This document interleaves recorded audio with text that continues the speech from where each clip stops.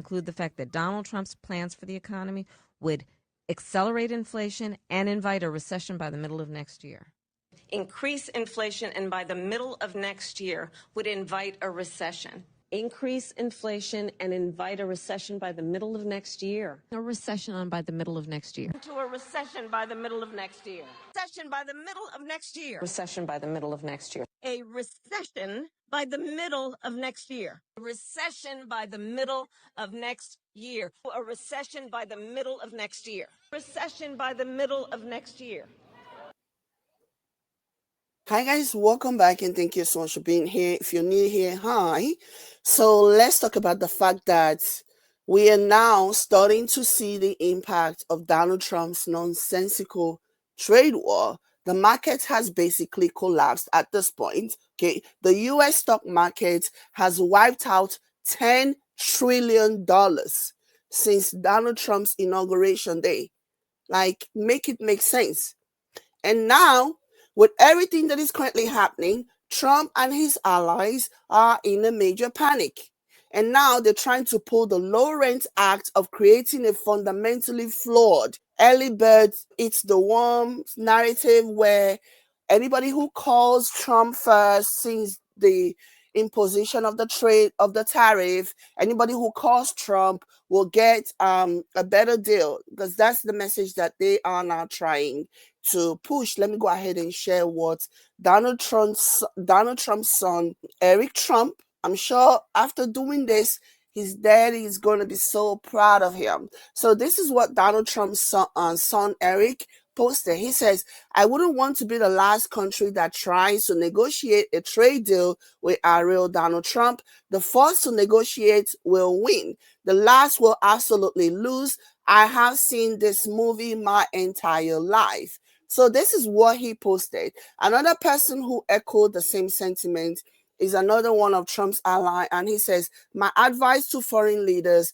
is that if you have not already reached out to President Trump, you need to do so immediately. Trump is, at his core, a deal maker who sees the world as a series of transactions." Crazy.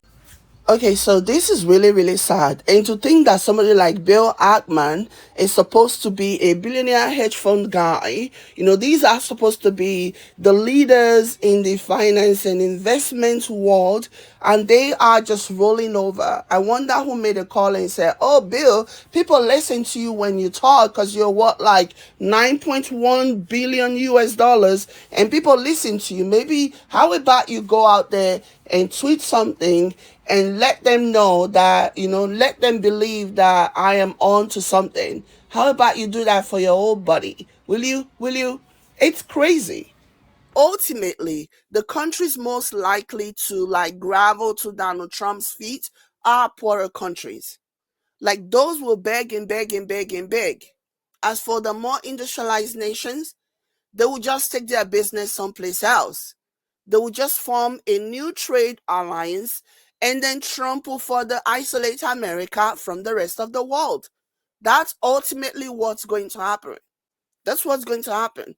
And even those poorer countries and poorer nations, they will beg for a time, but ultimately when they see a new trade alliance forming, they are ultimately going to choose something that is more beneficial to them. And America will continue to further be isolated from the rest of the world. America does not win in this situation. I want you people to remember that. America does not win in this situation. There is a way that the Wall Street Journal categorized it as a self-inflicted economic pain. I have been saying this since time immemorial that the whole free trade deal, America has benefited the most. America has benefited the most from the whole free trade deal. And that is just basic. And for somebody like Trump to not even understand the basic principles surrounding the free trade deal tells you just how inept he is, as well as all those people who are basically just going along. Nobody is even taking a stance except for a few. Okay, for example, Senator Paul Rand who is basically like, no, I'm going to side with Democrats to like ease off some of the tariffs on Canada and Mexico. Like, it's so crazy. Nobody else is caught. Senator Paul Rand, Senator Susan, I can't always say her last name, and Mitch McConnell. All these people are taking a stand in alongside all of Democrats in the Senate, basically saying that this, especially when it comes to Canada, who is America's closest ally and trading partner, this is not going to work. But with all of that being said, the fact that a lot of lawmakers are just so happy because they're so afraid of Elon Musk and his, billions and billions and billions of dollars. They don't want to be primaried. They are so afraid that they will just lay down and let Trump basically torpedo America's economy. It is amazing to me to see this happening. Republicans can no longer ever say that they are fiscally conservative party because they've lost that title.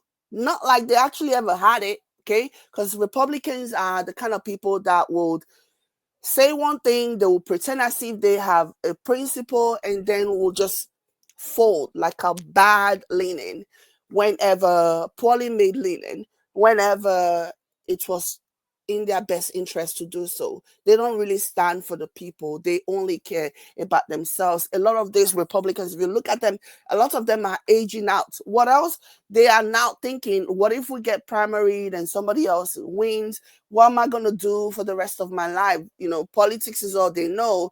And so they will align with anybody who's going to keep them in that position for as long as they need to be there. Because if they get primaried and they lose the election and they no longer have the position, the political position that they have, they become irrelevant, okay, to the party, to even their own families. And that's the reason why they actively try so hard to align with Trump, especially seeing how much Elon Musk is willing to support, any Republican candidate that supports Donald Trump, because ultimately everything that they are doing is going to favor Trump. It's going to favor Elon Musk on the long run.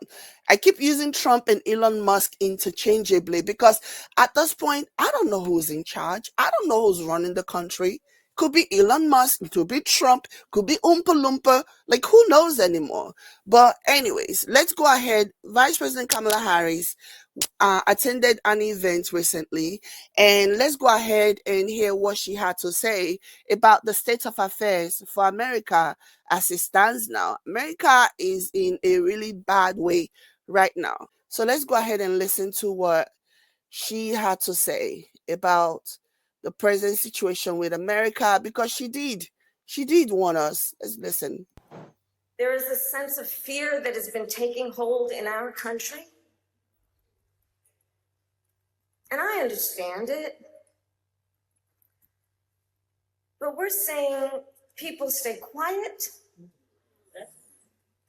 We are seeing organizations stay quiet. We are seeing those who are capitulating to clearly unconstitutional threats. And these are the things that we are witnessing each day in these last few months in our country. And it understandably creates a great sense of fear. Because, there were many things that we knew would happen. Many things. I'm not here, so I told you so.